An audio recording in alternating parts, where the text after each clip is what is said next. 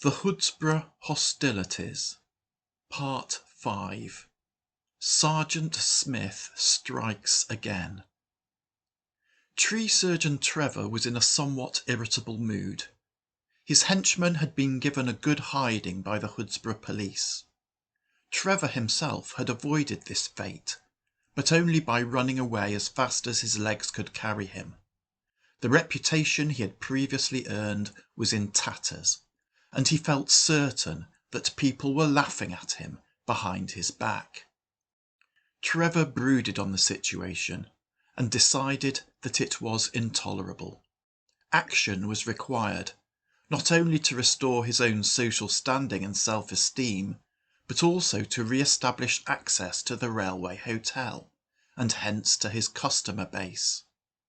Captain O'Carroll and his cohorts needed to be put firmly back into their box, and so Trevor went to visit Bang Bang Bertie. As indicated by his name, Bang Bang Bertie was obsessed with loud noises, and in particular with explosions. His interests ranged over the fields of pyrotechnics, blasting agents, and military ordnance. After a discussion of Trevor's particular requirements, Bang Bang Bertie suggested that these would be best met by the use of a hand grenade, and, luckily for Trevor, Bertie could provide him with such an item at a competitive price.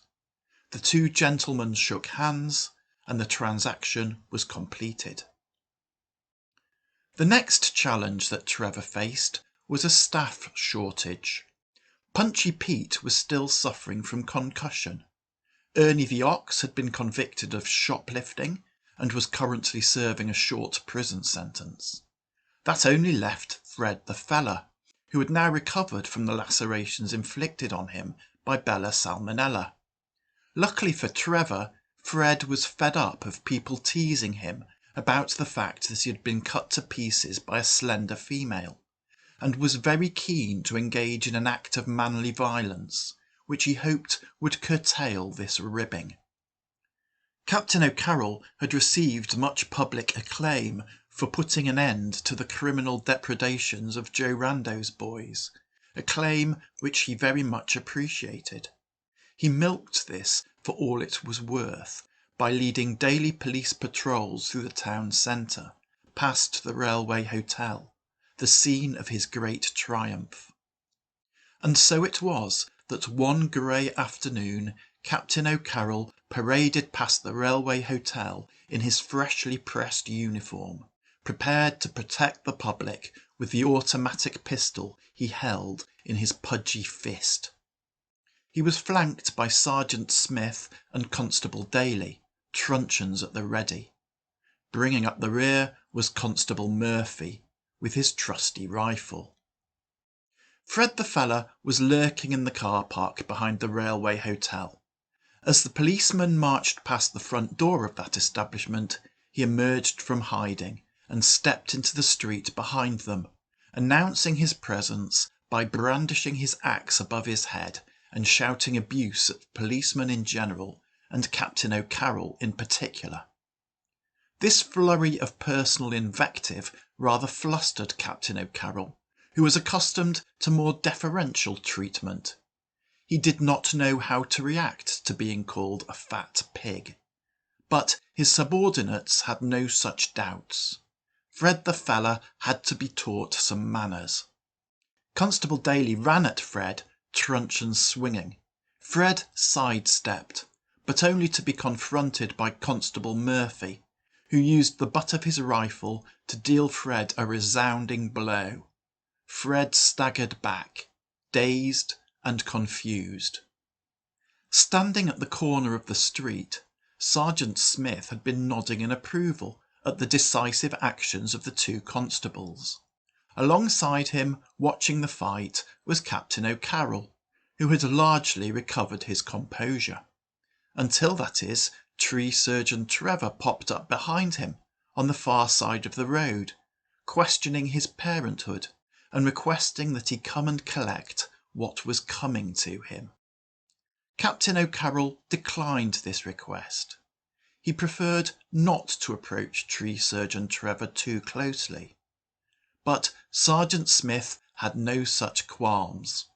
He marched across the road and gave Trevor a friendly tap with his truncheon, a friendly tap that caused Trevor considerable discomfort. Trevor took 2 steps back, and Sergeant Smith braced himself for some chainsaw action. But Trevor did not fire up his chainsaw, which he held in his left hand, passive by his side. Instead, he raised his right hand to his mouth and used his teeth to extract the pin from the hand grenade that he was clutching. He then lobbed said hand grenade in the general direction of Captain O'Carroll. This was too much for Captain O'Carroll to take. He ran off down the street as fast as his legs could carry him. Sergeant Smith was made of sterner stuff. He stepped forward and once again plied his truncheon, knocking Trevor cold. But even as Trevor's senseless form tumbled to the ground, his hand grenade exploded behind Sergeant Smith, blowing him off his feet. Meanwhile, Fred the Feller was slowly backing away from Constables Daly and Murphy, considering his options. His cogitations were interrupted when Constable Murphy raised his rifle and shot him. It was only a flesh wound, but it served to clarify Fred's thinking. He decided that the odds were not in his favour and ran back into the car park, closely pursued by Constable Daly. Fred turned, axe at the ready, but before he could use it, Constable Daly's truncheon smote him mightily. Sergeant Smith climbed back to his feet, blood streaming from a cut on his head. He blinked the blood from his eyes and walked along the side of the railway hotel, where there was a back gate to the car park. Fred had now received multiple injuries. He was not in a good way. He retreated further into the car park, seeking to put distance between himself and Constable Daly, but he found that his path was blocked by Sergeant Smith. As Fred hesitated, Constable Murphy moved up behind him, rifle at the ready. Fred was cornered. He responded with mindless violence, charging Constable Murphy and dealing him a resounding blow with his axe. Luckily for Constable Murphy, Fred's edge alignment was somewhat off, with the result that Constable Murphy's skull was fractured rather than being split completely in two. But either way, he was certainly out of the fight. Sergeant Smith decided that enough was enough and advanced menacingly on Fred the Feller, truncheon swinging. But Fred blocked the blow, and then Sergeant Smith had to take evasive action, sidestepping a savage swipe of Fred's axe. After the grenade had exploded, Captain O'Carroll had taken some time to regather himself. He had then cautiously followed Sergeant Smith around the side of the railway hotel and into the car park. He bobbed about in the background, hoping to get a shot at Fred the Feller without getting too close to Fred's axe. But Sergeant Smith was close to Fred's axe, too close for comfort. He dodged another blow. Captain O'Carroll shouted at him to step back so he could get a clear shot at Fred. But Sergeant Smith's blood was up. Instead of stepping back, he stepped forward and struck at Fred again. And this time his efforts met with success.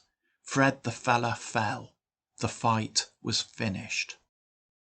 The policemen rushed over to Constable Murphy, bringing assistance to their sorely injured colleague, and while they fussed over him, they neglected to secure the person of Fred the Feller.